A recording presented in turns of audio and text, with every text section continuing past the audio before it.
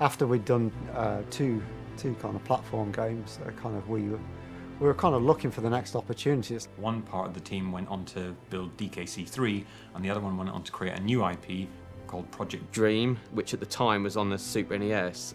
We were all massive fans of Zelda, so we thought, let's do our take on an adventure game. When I joined Dream, we just started to move it to N64. It had previously been started on SNES, but we were looking to move it onto this new machine. We had a character on a screen. It looked very nice, but this was like really at the end of the Super NES's life. We had Edson, which was the hero of the game, and we had Dinger, which was his kind of pet dog that he finds. And he'd say, "Oh, dog, I can see a dog down there. I better go and see if he's all right." You'd go down, you'd get the dog, and then you'd be chased by trolls. And we worked on that for quite a number of months. This kind of boy who kind of grew up in a village, and he went out into the big wide world where he gets embroiled in this kind of fantastic adventure. And the main bad guys were a bunch of pirates led by Captain Blackeye.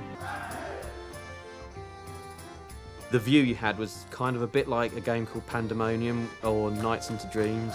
I think the scope of the thing was so large, we couldn't see any end in sight. And Greg and Tim had been talking, and they decided to change the whole styling of the game, and it became something akin to Super Mario 64. We'd changed the main character from the boy, who we felt was a bit weak, and we felt we wanted something with a bit more character. So we investigated firstly a rabbit, and then secondly a bear. Get rid of this guy. Let's get an animal in there. Bear. We're having a bear. That was it. It went from being Dream to being Kazoo, but again, it was jumping on things and lots of kind of badges and different things you could be doing. And it's all going to be instruments: banjo, piccolo, all of those. You're like, yes, I'll just do it right now. So we had kind of Banjo in this kind of big, sprawling adventure game that we weren't quite sure how we were ever going to finish. So we decided to can Dream at that point, and focus on something we felt a lot more confident we could kind of build. And I remember talking with Chris Stamper in the canteen, and he asking me what I thought of Banjo, and I still think I was a little bit annoyed that the rabbit had been dumped. We took Banjo from Project Dream and kind of put him in his own game, and we wanted it to be a platformer. Should have been a rabbit.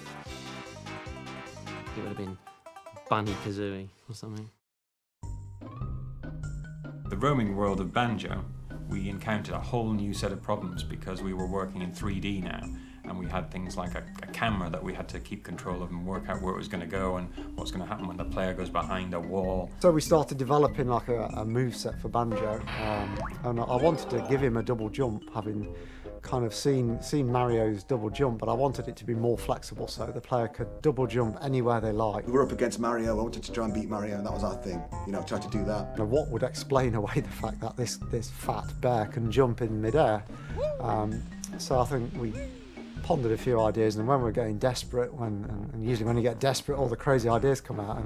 And one idea we had was a pair of wings could appear out of this backpack. All these sort of things that we just encounter as we started developing, and we kind of just tackled them as we encountered them. So this pair of wings kind of came out of the backpack and flapped, and it explained it away, and it fitted perfectly. We started testing out proper sort of 3D levels, and we got the character jumping around and swimming and things, and it then went from Kazoo to Banjo-Kazooie. Well, let's have a pair of legs that appear out the backpack to kind of assist Banjo, so it's not him running, it's these legs. So we then added EI on the end, or IE rather, and it became Banjo-Kazooie, and then we just made that. These wings and these legs could belong to another character, and this character lives in Banjo's backpack and comes out at occasions to help him along. So that was where Kazooie was born.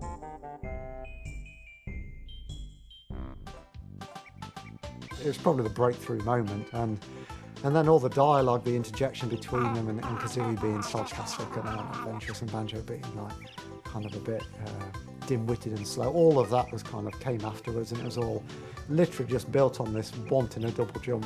It was really just down, we were just left to do, get on with it. So Mumbo quickly took shape with his skull and his feathers and his furry pants, and in those days you could literally draw the character, get someone to approve it, model it, animate it and have it in the game. It was, you know, 2 or 3 days. So Banjo and Kazooie never speak, but initially they did. I think one of the reasons we made them have that strange garbled noise.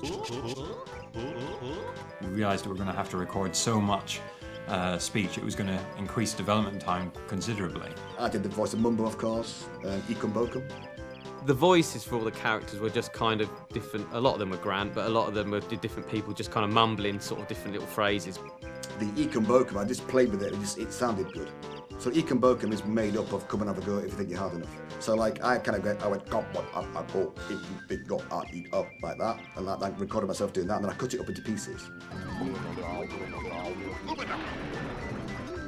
When we'd been working on Dream, I'd been doing some of the voices for the boy, and then when he changed to the bear, Tim was looking for a noise. There are noises that he would make and words that he would say. So I did some of the voices for Banjo then, and then it transformed into the gargled noise at the end. So the Kazooie needed a special noise as well, and it needed to be separate from Banjo. It needed to be noticeably different. So we made her a much sharper noise because she was a Breagull. So that was why she was Bree.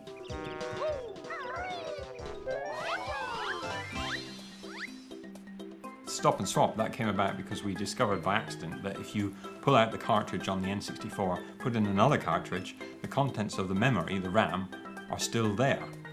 So we realised that we could use this to make a transfer of some information from one game to another. The idea was to either reward players for playing rare games, so it's like the more you play, the more you get rewarded, or to actually swap items between games, and that's where the Stop and Swap came from. And so you have to like quickly grab the cartridge, grab it, and then put the other one in.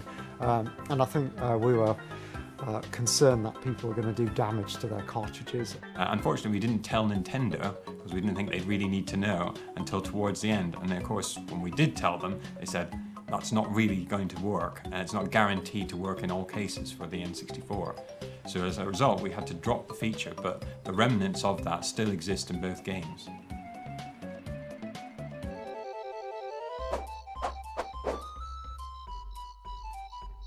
The game, I think, was well received. Again, another massive thing for me was to see Banjo at the top of the all formats charts in the UK. Yeah, so I think players appreciated the humour and the charm and the characters we managed to put into the world. When I see my son play Banjo-Kazooie, it's really heartwarming because it just feels right? It felt like almost every character you came across had a story to tell. Most of them were sob stories that you had to help out. So it's almost like Banjo was like an agony aunt going around fixing all these problems. So like running around in Banjo was fun without doing anything. It was just fun to run around, you know. I think they loved it, didn't they? What are you saying? It had all that magic about it. You could feel it. It was in the walls. I think it was just the whole immersive nature of the world, the fantastic music, the kind of just the charm of it was kind of what elevated it from maybe just another 3D platform into something that kind of people remember.